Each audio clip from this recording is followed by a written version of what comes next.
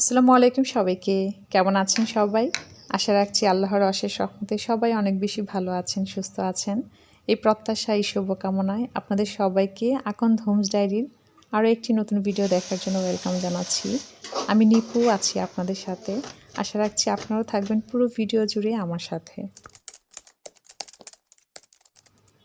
আজকে আপনাদের সাথে আমার গ্রামীণ জীবনের ঈদ উদযাপন শেয়ার করতে যাচ্ছি। আশা রাখছি আপনাদের কাছে ভালো লাগবে। যদিও ঈদের অনেক দিন পর ভিডিওটা যাচ্ছে, যেহেতু আমি সপ্তাহে একটা মাত্র ভিডিও দেই, যার কারণে ভিডিওটা তাড়াতাড়ি আপলোড দিতে পারিনি। আশা রাখছি আপনারা ঠিক বুঝবেন। তো ভিডিও শুরুতেই আপনাদের সবাইকে লেট ঈদ মোবারক। সেই সাথে সরিও বলে নিচ্ছি। আসলে ঈদে দেখা যায় যে আমি যখন গ্রামে যাই একেবারে নেটওয়ার্কের বাইরে চলে যাই, এমন একটা অবস্থা। মানে যেরকম নেটওয়ার্ক পাওয়া যায় সেটা দিয়ে আসলে কোনো কিছু যে একটা পোস্ট করব, আপনাদের সাথে একটু কুশলাদি বিনিময় করব, সেটাও আমার হয়ে ওঠে না। আর এবার কিন্তু ঈদে আমি বেশ লম্বা ছুটি কাটিয়েই তারপর বাসায় ফিরলাম। তো যাই হোক, এখন আসা যাক ভিডিও প্রসঙ্গে। আমি আজকের ভিডিওটা স্টার্ট করেছিলাম ঈদের একদিন আগ থেকে।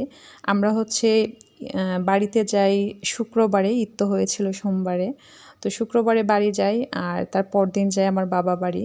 তো এই যে জিনিসগুলো দেখতে পাচ্ছেন আমি বের করছি, এগুলো হচ্ছে আমার বাবার বাড়ি থেকে নিয়ে আসা। আসলে এখন দেখা যায় এত কম সময় নিয়ে ঈদের মধ্যে বা ছুটিতে যাওয়া হয়। আগে যেটা হতো সিলেট থাকতে মানে মিনিমাম 1 সপ্তাহ বা 10 দিন আগে চলে আসা হতো। তো এখন এত কম সময় নিয়ে এসেছি আর আমাদের বাড়ির ঘরটা যেহেতু তালাবদ্ধ অবস্থায় থাকে, সব কিছু ক্লিন করে ব্যবহার উপযোগী করে নিতে আমাকে অনেকটাই কষ্ট করতে হয়। তো সেই চিন্তা করেই আম্মা আমার ঈদের কাজগুলো অনেকটা সহজ করে দিয়েছে বলতে পারেন। আদা, রসুন, তারপর জিরা বাটা সব কিছু পেস্ট করে দিয়েছে। আর আব্বা আমার বাজার করার কাজটাকে সহজ করে দিয়েছেন।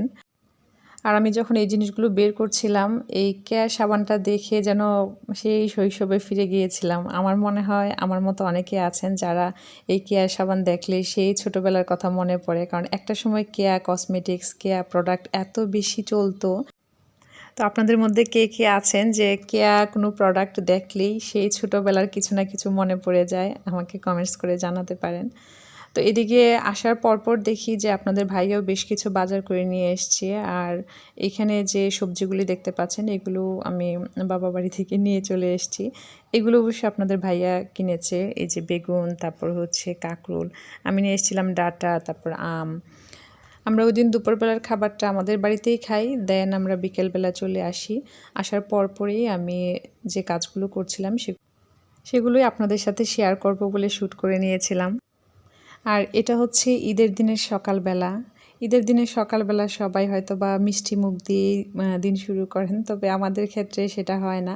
আপনাদের ভাইয়া যেহেতু খুব বেশি মেনটেন করার চেষ্টা করে খাবার-দাবারের ক্ষেত্রে, যার কারণে সুগারটা তো একেবারেই অ্যাভয়েড করে। তো ওনাকে শসা কুচি, গাজর কুচি, ক্যাপসিকাম কুচি দিয়ে একটা ডিম ভাজি করে দিয়েছি। দেন চা খাবে একদম মানে চিনি ছাড়া, শুধুমাত্র পাউডার দুধ দিয়ে। তো পাশাপাশি আমরাও একটু চা খাবো। দেন আমি আমার মূল কাজ শুরু করব আর কি। এই চা বানানোর ফাঁকে ফাঁকে আমি টুকটাক কিছু কাজে গিয়ে রাখছিলাম। এই যেমন নুডলস করব বলে নুডলসটাকে সিদ্ধ করে নিয়েছি। এখন জাস্ট আমি আমার চা খেতে খেতে নুডলসটা রান্না করে নিব।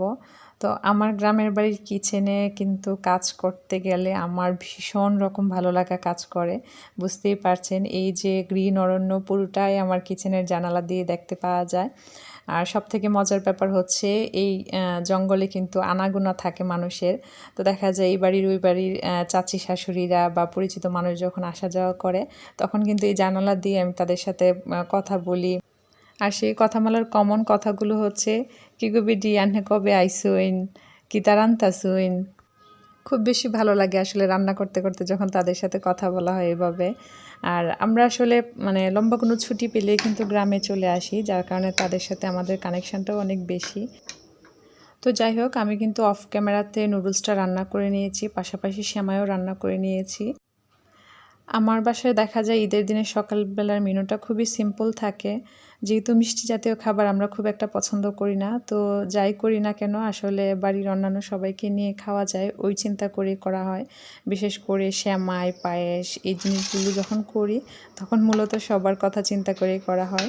আর এই যে নুডলসটা, আমার বাচ্চারা শুধু নুডলসটাই খাবে, ওরা দেখা যাবে সেমাই বা পায়েস খুব একটা খেতে চায় না। তো আমি এইখানে সার্ভ করছিলাম হচ্ছে বাড়িতে আমার 2 জা, আমার চাচি শাশুড়ি, ওনাদেরকে দেওয়ার জন্য। ঈদের দিনে সকালবেলার খাবারই হোক আর দুপুরবেলার খাবারই হোক, দেখা যায় নিজেরা খাওয়ার আগে আমি যাদেরকে দেওয়ার তাদেরকে দিয়ে দিই, দেন হচ্ছে নিজেদের জন্য সার্ভ করি। সেমাই ছাড়া যেহেতু ঈদ অসম্পূর্ণ, তাই জন্য দেখা যায় সেমাই তো করতেই হয়। তবে আমি চেষ্টা করি এক একটা ঈদে সেমাইয়ের এক এক রকম আইটেম করতে। যেমন কখনো হয়তো নবাবী করি, আবার কখনো ঝুরি ভাজা, কখনো বা বরফি। তো ওইভাবে আসলে করার চেষ্টা করি। তো আমি ফাউজি বুড়িকে বলছিলাম যে তুমি আগে দিয়ে আসো, দেন গোসল করবে। আর জাহিন অলরেডি গোসল করে নিয়েছে, এখন রেডি হচ্ছে। জাহিন এবং ওর বাবা ঈদগাহ মাঠে যাওয়ার পরেই হচ্ছে আমরাও রেডি হয়ে নেব। আসলে ঈদের দিনেই হোক আর অন্যান্য দিনে সকালবেলায় হোক, সকালটা একটা ব্যস্ততার নাম। আর যদি সকালটা একটু মানে ঠিকঠাক মতো কাজগুলো না করা যায়, তাহলে বোঝা যায় যে সকাল কত গুরুত্বপূর্ণ। তো আমি আমার ফাউজি বুড়িকে গোসলে পাঠিয়ে এখন আমি কিচেনটাকে একটু গুছিয়ে নিচ্ছি, কারণ আমিও রেডি টেডি হয়ে দেন কাজগুলো করব। তো এখানে সেমাই, নুডলস যেগুলো একটু গুছিয়ে রাখার সেগুলো গুছিয়ে নিচ্ছি, পাশাপাশি একটু শেলফটাকেও মুছে নিচ্ছিলাম। আর কোরবানি ঈদ আসলে আসলে আমাদের গৃহিণীদের ব্যস্ততা একটু বেশিই থাকে। তারপরেও আলহামদুলিল্লাহ সব কিছু মিলে এবার ঈদটা খুব ভালো কেটেছে। আপনাদের সবার ঈদ কেমন কেটেছে কমেন্টসে জানাবেন। আমি আমার পছন্দের কিছু আপুদের ভিডিও দেখে জানতে পারলাম যে আপুরা অনেকেই হচ্ছে গ্রামে ঈদ করতে গিয়ে বিড়ম্বনায় পড়েছেন, আবার অনেকের ফ্যামিলি মেম্বারও অসুস্থ। তো আসলেই এই ব্যাপারগুলো খুব বেশি কষ্টদায়ক। তারপরেও আল্লাহ যা করেন ভালোর জন্য করেন, এই বিশ্বাস, এই ভরসা রেখে আসলে আমাদেরকে চলতে হবে।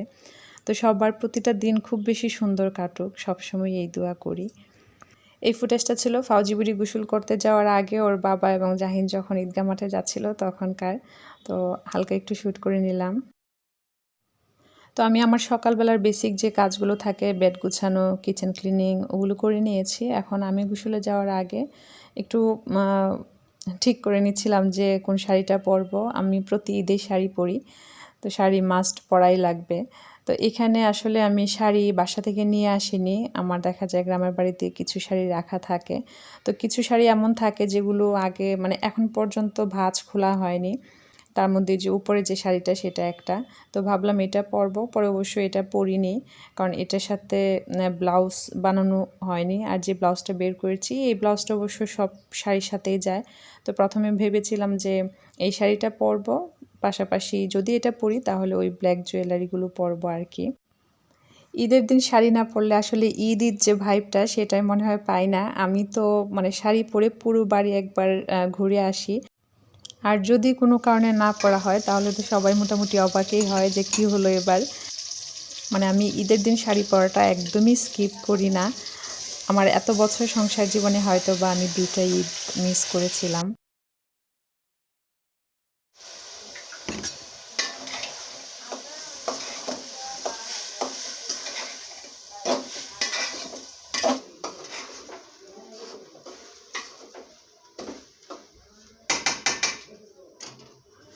তো আমি অলরেডি হচ্ছে গোসল টোসল করে রেডি হয়ে নিয়েছি, রান্নাবান্নাও স্টার্ট করে দিয়েছি। আর ওদিকে হচ্ছে মাংস কাটাও চলছে। তো আমি রান্নার প্রিপারেশনটা এমন সময় নেই যেন দুপুরে খাবার দাবার সব কিছু গরম থাকে, কারণ পোলাও দেখা যায় আগে থেকে রান্না করে রাখলে গরম হয়ে যায়।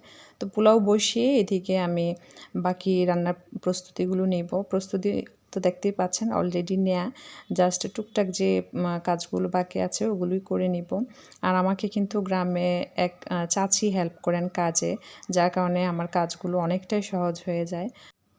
তো আজকেও হচ্ছে আমি চাইনিজ সবজিটা করব, যার কারণে এখানে চিচিঙ্গা কুচি করে রেখেছি, পাশাপাশি এখানে পেঁপে, গাজর, এই 3টা সবজি দিয়ে আমার কাছে চাইনিজ সবজিটা বেশি ভালো লাগে। সাথে বরবটি থাকলেও মন্দ হয় না, তবে অন্য যে কোনো সবজি অ্যাড করলে মনে হয় যেন টেস্টটা অনেকটাই কেমন যেন হয়ে যায়। আমি কিন্তু আমার ঈদের দিনের মেনু কী হবে বা এইবার আমি বাড়িতে গিয়ে কী রান্না করব তার একটা লম্বা লিস্ট থাকে। আর সেই লিস্টটা থাকে এইজন্য যে আমার সেই জিনিসগুলো তৈরি করতে কোন জিনিসগুলো আমি গ্রামে পাবো না, মানে যে উপকরণগুলো হয়তোবা অ্যাভেলেবল না সেগুলো আমি মানে বাসা থেকে নিয়ে যাওয়ার চেষ্টা করি। তো সেভাবে করেই দেখা যায় মানে চাইনিজ যে সবজিটা সেটা রান্না করার জন্য অনেক সময় সব কিছু নিলেও কোনো না কোনো কিছু মিস হয়ে যায়। তো এইবার আর সেই মিসটা হয়নি। তো এখানে আমি সবজির জন্য কাঁচামরিচ ফেড়ে নিয়েছি, আবার সালাদের জন্য কাঁচামরিচ কুচি করে নিয়েছি। তারপর কিন্তু আমি চপিং বোর্ডটাকে ক্লিন করে তার উল্টো পাশে হচ্ছে চিকেনটাকে কাটছি। কারণ যেহেতু চপিং বোর্ড একটাই, আমি এটাই করি। দেখা যায় যে পাশে হয়তো বা সবজি কাটি, তার উল্টো পাশে হচ্ছে চিকেনটাকে কাটি। তো রান্নাবান্না শেষে সব কিছু ক্লিন করে রান্নাঘরটা মোটামুটি গুছিয়ে এখন আমরা চলে আসলাম ফটো সেশন করতে। সবসময় দেখা যায় গরু জবাইয়ের আগে আমরা ছবি-টবি তুলে ফেলি, কিন্তু এবার একটু উল্টো হয়ে গেছে। তো যেহেতু আমাদের বারান্দার সামনে একদম গরু জবাই হয়, যার কারণে কিন্তু আমরা মানে বাড়িতে ছবি ওঠাতে পারিনি। এই জায়গাটাতে চলে এসেছি। এটা হচ্ছে আমাদের বাড়ির সামনে, মানে যে রাস্তাটা মেইন রাস্তা, ওই রাস্তার পাশেই। তো এই জায়গাটা এত বেশি সুন্দর, মানে যেদিকেই চোখ যায় সবুজ আর সবুজ। আর সবথেকে ভালো লাগে হচ্ছে এখানে অনেকগুলো ফিশারি আছে। তো পানি, সবুজ, বাতাস সব কিছু মিলে একটা অন্যরকম ভালো লাগা কাজ করে। তো আমরা এইখানে দাঁড়িয়ে বেশ কিছু ছবি উঠিয়েছি। ভিডিওর এই পর্যন্ত যারা দেখছেন তাদেরকে বলতে চাই, যদি আমার ভিডিওতে বা আমার কথাবার্তায় কোনো ভুল ত্রুটি থেকে থাকে প্লিজ আপনারা আমাকে কমেন্টসের মাধ্যমে জানাবেন। আর যদি আমার ভিডিও আপনাদের কাছে ভালো লাগে চাইলে কিন্তু আপনি আমাকে কমেন্টসের মাধ্যমে তা জানাতে পারেন। সেই সাথে আপনার ভালো লাগাটুকুন প্রকাশ করার জন্য আমার ভিডিওতে একটি লাইকও দিতে পারেন। আর যারা সবসময় আমাকে সুন্দর সুন্দর কমেন্টসের মাধ্যমে আমার কাজে ইন্সপায়ার করেন তাদের প্রতি অনেক বেশি কৃতজ্ঞতা, দোয়া ও ভালোবাসা রইল। সত্যি আমি আপনাদের কাছে অনেক বেশি ঋণী। আসলে ছোট্ট একটা কথা যে কত বড় মোটিভেশনের কাজ করতে পারে সেটা আসলে ওইভাবে বলে প্রকাশ করা যাবে না। আপনার ছোট্ট একটা কথা আরেকজনের কাজের অনেক বড় অনুপ্রেরণা হতে পারে। তো ভিডিও সম্পর্কে যে কোনো মতামত জানানোর পাশাপাশি যদি কোথাও ভালো লাগে আমাকে কমেন্টসের মাধ্যমে ছোট্ট করে হলেও জানাবেন প্লিজ। তো ফটো সেশন শেষে আমি আপনাদের ভাইয়া চলে যাব, আর তারা 2 ভাই বোন যাচ্ছে গেটের সামনে একদম ছবি উঠাবে। তবে ঈদের আগে পরে ওয়েদার খারাপ থাকাতে, বৃষ্টি হওয়াতে রাস্তাঘাটের অবস্থাও কিন্তু অনেকটাই খারাপ হয়ে গিয়েছিল। তো আমি ভিডিওর শেষ প্রান্তে চলে এসেছি। আবারও বলবো, ভিডিও সম্পর্কে যে কোনো মতামত আমাকে কমেন্টস করে জানাবেন। আমার ভুল ত্রুটিগুলোও আমাকে জানাতে পারেন। তো এই হচ্ছে আমার চাইনিজ ভেজিটেবলসের ফাইনাল লুক। গাজর দেওয়ার কারণে কিন্তু আসলে অনেক বেশি কালারফুল মনে হয়। আর এরই মধ্যে কিন্তু মানে প্রথম যে ভাগটা আসে মাংসর, সেটাও আমি রান্না করে নিয়েছি, যেহেতু সব কিছু আগে থেকে রেডি থাকে। তো আনার পর জাস্ট ক্লিন করে বসিয়ে দিলেই হয়ে যায়। আর ডাল রান্না করেছিলাম, পোলাও রান্না করেছি, আর হচ্ছে আমি সালাডটাকেও রেডি করে রেখেছি। আর এদিকে হচ্ছে আকিকার যে মাংস হয় না, সেই মাংস দিয়ে গিয়েছে। তো এটাকেও গুছিয়ে রাখবো। এই যে আমি লেবু কেটে রেখেছি, সালাদের জন্য যা যা দরকার সেগুলোও কেটে রেখেছি। তো এই ছিল আমার আজকের ভিডিও। আমার পরবর্তী ভিডিও দেখার আমন্ত্রণ জানিয়ে এখানেই বিদায় নিচ্ছি। সবাই অনেক বেশি ভালো থাকবেন, সবাই সবার জন্য দোয়া রাখবেন।